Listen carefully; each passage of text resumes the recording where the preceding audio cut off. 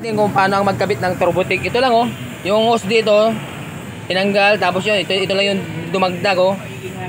Oh, ito lang kabisik. Yan yung gas saver. Tapos hose. Oh, ito lang yung original na hose niya. Ito yun no. Ito yung nakakabit dito. Binunot lang. Tapos ito, may ano siya, may T. Mga may fittings. Okay? So, ganun lang kabisik magkabit. Walang magwa-wiring.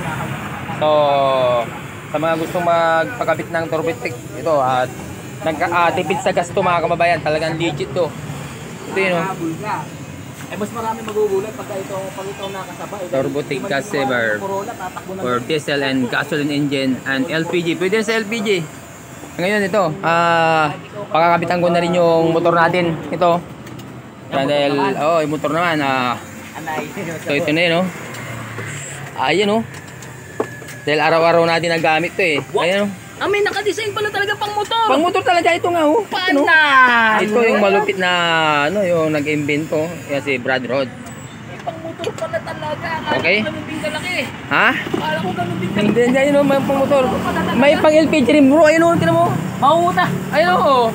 Maglalabas ako ng motor tol. Ayo. O pang LPG. LPG rin oh. Okay. Ayos.